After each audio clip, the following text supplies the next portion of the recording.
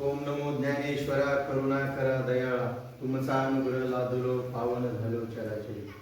गुढीपाडव्याच्या शुभ मुहूर्तावर आपल्या जिंतूर तालुक्यामध्ये तीर्थात ज्ञानेश्वरी पारायण सोहळा आपल्या परिसराचं रत्न वैराग्यमूर्ती हरिभक्तपरायण छगन बाबा टाकळीकर यांच्या मार्गदर्शनाखाली हा सुरू झालेला तीर्थात ज्ञानेश्वरी पारायण सोहळा आता श्री क्षेत्र कुंभेफळ या ठिकाणी चालू आहे आणि तालुक्यातील ते आपलं 19वं गाव आहे आणि विशेष म्हणजे तुमचं हे 20वं गाव श्री क्षेत्र कोल्पा या पावनभूमीमध्ये आणि एक पर्वकाळ आहे आता चातुर्मास चालू आहे आणि चातुर्मासामध्ये माऊलीची पालखी ज्ञानेश्वरीची पालखी हे आपलं भाग्य आहे कारण साक्षात माऊली आपल्या गावात यायले आणि ही पर्वणी कोणाला मिळत नाही। हे सगळे उपकार आपल्यावर बाबाचे येतात आणि बाबांनी जो संकल्प कारण आयुष्यभर त्यांनी निष्काम परमार्थ केलेला आहे। बाबा म्हणजे लहान मुलांमध्ये गेले तरी बाबाची आवड लोकांना आहे, कोणत्याही लोकांबरोबर गेले तरी बाबाची आवड आहे, असा बाबाचा स्वभाव आहे। त्याला संत म्हणतात की जे दिनदुबळे आहेत, जे गरीब आहेत, जे सर्वसामान्य माणसं आहेत, सर्वांना आपले समजणारे असे असणारे जे संत असतात ते म्हणजे आपले बाबा। आणि बाबाचा हा संकल्प आहे, सिद्ध संकल्पाचा दातात नार आहे आणि अशा माणसानं केलेला संकल्प माऊली त्या ठिकाणी पूर्ण करेल यामध्ये नवल नाही। आणि भव्य दिव्य स्वरूपामध्ये चालत असलेला अखंड हरिनाम सप्ताह म्हणजे तीर्थात ज्ञानेश्वरी सोहळा चालू आहे।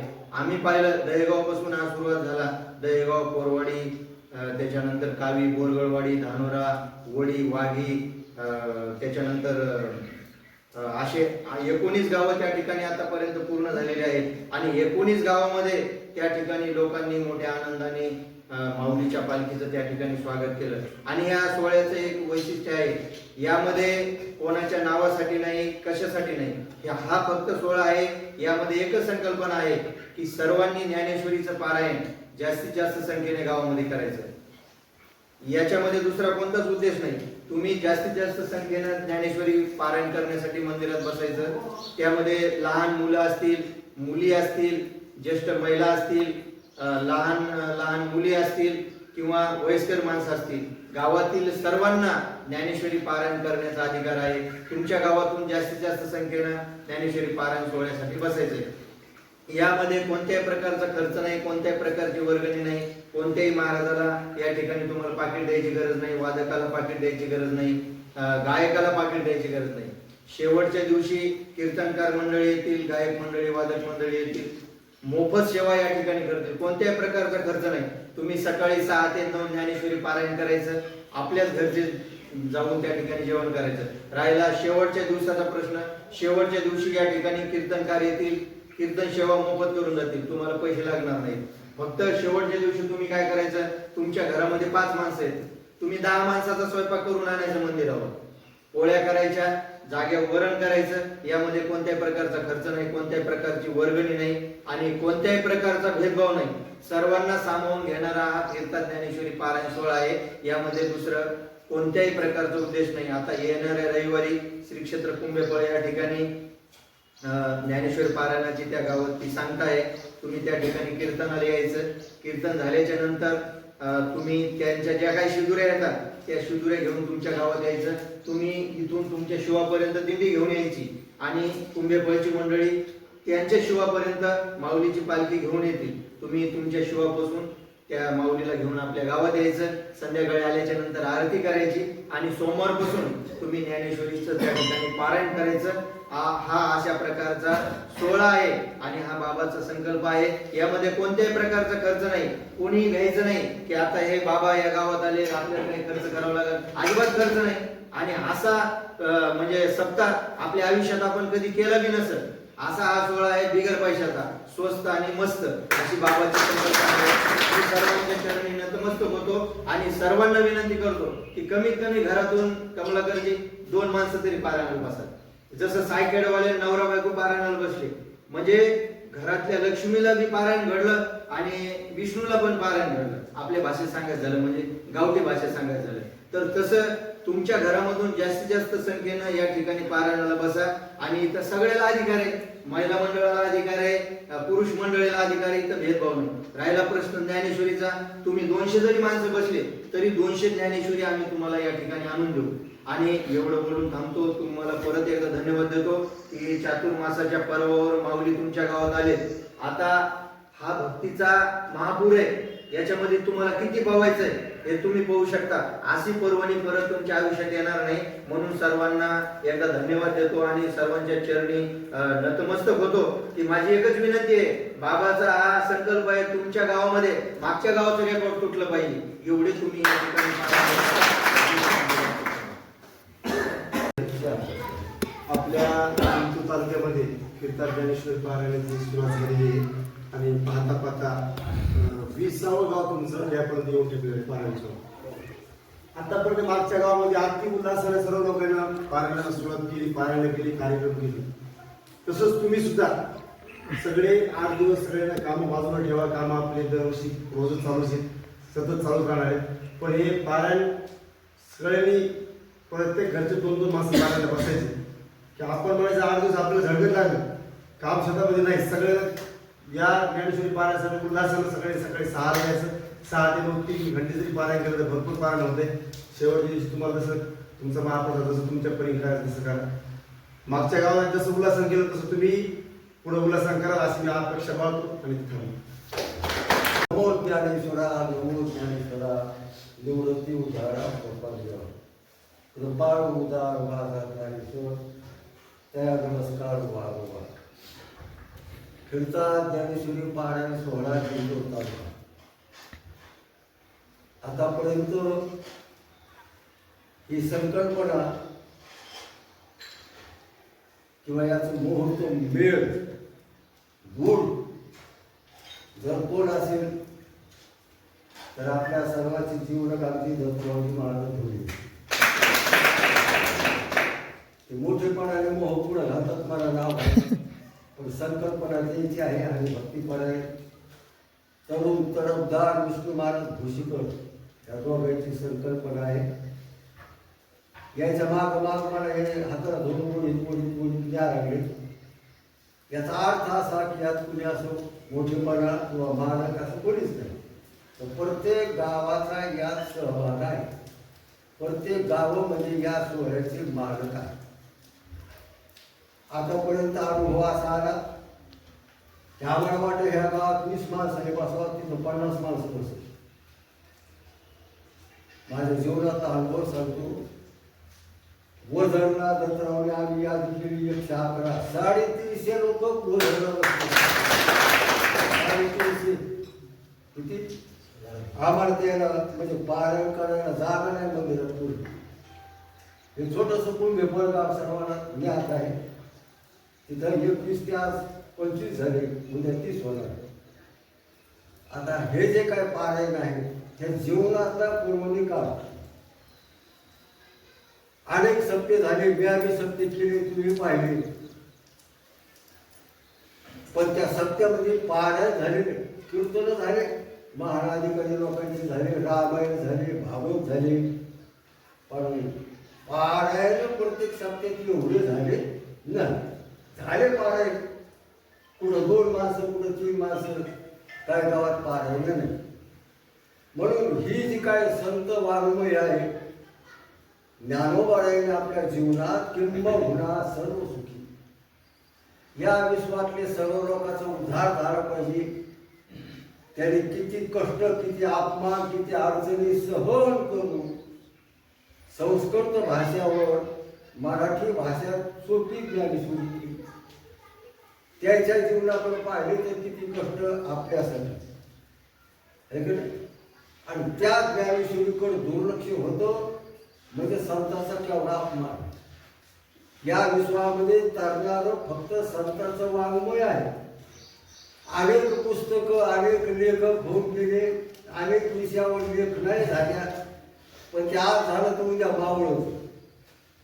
पण या विश्वामध्ये एकच असा ग्रंथ आहे, एकच असं तत्वज्ञान आहे, ते म्हणजे ज्ञानेश्वरी. ते म्हणजे काय? वाचावी ज्ञानेश्वरी. जनाबाईंनी सांगितलं प्रत्यक्ष जीवनात ज्ञानेश्वरीचं वाचन झालं पाहिजे. मारायला तर तुम्ही आलो तर आम्ही आलो, पण मारायच्या अगोदर एक तरी ओवी, एक तर जीवनामध्ये आपल्या ज्ञानेश्वरीची ओवी आपल्या जीवनात आपल्या तोंडात अशी राहिली पाहिजे. एक ओवी ज्ञान मारायची आपल्या जर तोंडात राहिली तर त्याचं जीवन सफळ होईल. म्हणून हा जो काही परिसर आहे, पूर्णा नदीच्या पवित्र तीरावर जे काही गाव आहे, तुमचा आमचा बऱ्याच दिवसापासून संबंध आहे. आतापर्यंत तुम्हाला काही मागितलं नाही, तू पुढं काही मागणार नाही. कारण मागायची काय गरज, मागणं पुढं 10 किलो मला काय लागतं. माझ्या इच्छापेक्षा लोक खूप प्रतिसाद देतात, माझी सेवा करतात, अपेक्षा पूर्ण करतात. फक्त जीवनामध्ये मलाही वाटू लागलं की माझ्या उतरत्या वयामध्ये आतापर्यंत सक्ती केली, कीर्तनं केली, अजूनही चालू आहे. पण ज्याचं त्याचं कळत असतं, ज्याची त्याला कळत असतं. आता ह्या उतरत्या वयामध्ये फक्त आपल्याला ज्ञानोबरायाची सेवा करायची, निष्काम सेवा एक प्रकारची करायची. म्हणून ही संकल्पना दत्तरावजी घोले सहज काढली. हे काय आम्ही अशी मिटिंग घेतली नाही, विचार केला नाही, सुरू केलं म्हणजे सुरू केलं. पाडव्याच्या शुभ मुहूर्तावर दहेगावला दत्तरावने पारायणाला सुरुवात केली. पण असा प्रसंग त्याच्या गावात अडचणीचा आला. त्या गावात जे सुप्त सुरू झाले, दत्तराव नाराज आहे. म्हणजे बाबा अशी गोष्ट आहे, समजा गावात सुटके आता काय करावं. तर मग मी म्हणतो दत्तराव, संतांच्या वाङ्मयाला सुतक नाही, हे पवित्र करणार आहे. कारण ज्ञानोबरायच कसे नमो ज्ञानेश्वरा निष्कलंक, ते निष्कलंक आहे, त्यांचं वाङ्मय निष्कलंक आहे आणि वाचणाऱ्याला ते निष्कलंक करत नाही. म्हणून आजही जयगावच्या लहान पोरी माझ्या डोळ्यात समोर साप. त्या पोरीमध्ये बाबा काही चिंता करू नको, आम्ही सर्व पोरी म्हणून पारायण करू. 101 पोरी जयगावात एका गावाचं एक वर्णन करायसारखं. हंडीमध्ये हरिभक्ती पारायण माझे जीवलग मित्र बबनजी महाराज, महाराष्ट्रभर त्यांची ख्याती आहे. पण त्याच्या डोळ्यात पाडणार ते म्हणजे आतापर्यंत माझ्या जीवनात सत्य गावात मी केले. सर्वांनी त्याची सत्ता उगत 2-3 बसते. मारुद्र्याच्या मंदिरात 111 लोक मी डोळ्याने पाहिली ते रडू लागले. म्हणजे हे ज्ञानेश्वरीची कृपा आहे.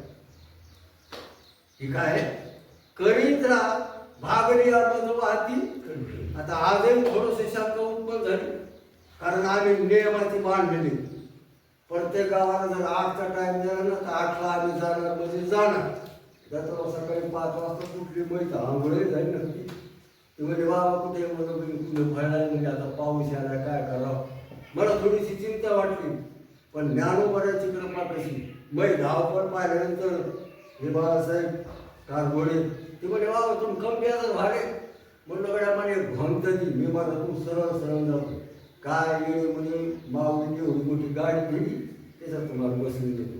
म्हणजे आतापर्यंत सहकार्य कोण्या गोष्टीचं. आणि स्वस्त आणि मस्त, स्वस्त आणि मस्त सप्ताह फक्त ज्ञानेश्वरीच्या पारायणाच आहे. इथं तुमच्याकडून 5 पैसे आम्हाला घ्यायचे नाही आणि तुम्ही करायचे नाही. सकाळी 6 वाजता पारायण बसायचं, 9-9:30 पर्यंत पारायण होतं. आणि त्याच्यानंतर आपले काय जे काय व्यवहारातले शेतीचे काम असतील ते हुशार करायचे आणि शेवटी घरोघर पोळ्या तयार करायच्या. मग साध्या करा पूर्णाच्या करा, हे तुमच्या गावाची एक प्रकारची इच्छा आहे. आणि मंदिरामध्ये वरण भाजी एक प्रकारची करा. 2-3 महाराज जरी कार्यक्रम झाले तर कोणताही महाराज जरी आला तर तो कीर्तन करेल, तुम्ही चहा पाडला तर येईल, नाही ते सर्वांनी घोडे पडला असं जाणार आहे. परिसरातील सर्व भजनी मंडळी या ठिकाणी निष्कामवरतीने तुम्हाला कीर्तनाच्या सेवेसाठी एक प्रकारचे हजर राहणार आहे. म्हणून सर्व गावकरी मंडळींना माझी विनंती आहे. खरं तर बऱ्याचशा बाहेरगावून पोरे आले. आता मंठ्या तालुक्याचे लोक तुम्हाला भांडायला ते म्हणते तुम्ही आपल्या मंठ्या तालुक्याचे तिकडे जिंतुरात तुम्ही गेलं आपल्याकडे कसं काय हे. पण मी माझा आपल्याला सांगत नाही, ते सांगतात जिंतूर मंठा काय हे संतांची भूमी एक प्रकारची आहे, आपलंच आहे. म्हणून यात काय कोणी असं जड पण घ्यायचं नाही. काय काय आल्या आल्या काय काय मागतून दुसूर होती पावती बुक आले काय आमची ज्ञानेश्वरीच्या पालखीमध्ये जर 5 पैसे तुम्हाला जर मिळाले तर मी 5 लाख रुपये देईन तुम्हाला. किती? कारण टाकायचं नाही, पेटी तर नाहीच नाही, पण 5 पैसे देखील पालखीला वाढले नाही. म्हणून माझा विश्वास आहे आपले गाव एक प्रकारचे आहेत. दादराव म्हणजे हे आपलेच परिसर आहे, पाहिल्यापासून एकच विनंती आहे, घरचे एक तरी माणसांनी पारायण बसायचं. या मंदिरात जागा बसणार नाही, एवढे लोक पारायण बसणार तुम्हाला बाहेर मंडप जत्रा द्यावं लागेल, एवढे लोक बसणार नाही. कारण हे परमार्थी प्रेम एक प्रकारचे आहेत, भजनाची प्रेम एक प्रकारचे आहेत. म्हणून आणि ह्या ज्ञानेश्वरी पारायणाची सांगता 7व्या दिवशी असते बरं का कमला. पण 7व्या दिवशी आली आपण, म्हणून तुम्हाला 1 दिवसाची सवय, द्वादशीला तुमची समाप्ती होईल. म्हणजे 1 दिवस चालायचं तुम्हाला. एकादशीला नियमाने समाप्ती आपण करू शकत नाही, वारकरी लोक आहेत. म्हणून द्वादशीच्या पूर्व काळावर 8व्या दिवशी म्हणजे सोमवारी पारायण सुरू होणार, सोमवारी त्याची सांगता होणार. आणि इथून 3 वाजता कवठा या ठिकाणी पालखी जाणार आहे. तिथं एक प्रकारचं 7 दिवस पारायण सोहळा होणार आहे. आणि तिथून सोमवारी पुन्हा बाबलीला मुक्कामाला ज्ञानोबाच्या पवित्र ज्ञानेश्वरीची पालखी बाबलीला येणार आहे. मंगळवारी सुरू होणार आहे. त्यावेळेला तशीच अडचण, सोमवारी आली एकादशी. म्हणून यायच्या बी गावात एक प्रकारचे 8 दिवस. एकच सर्व गावकरी मंडळीला विनंती आहे, तुम्ही घरोघर जा. आतापर्यंत पाया नाही पडले तरी माझा ऐका, त्या घराच्या लोकांच्या पाया पडतो काय नाही. ही ज्ञानोबाची सेवा आहे, त्याला पाया पडाल त्याला म्हणून तुला बसवावं लागतं ज्ञानेश्वरीला.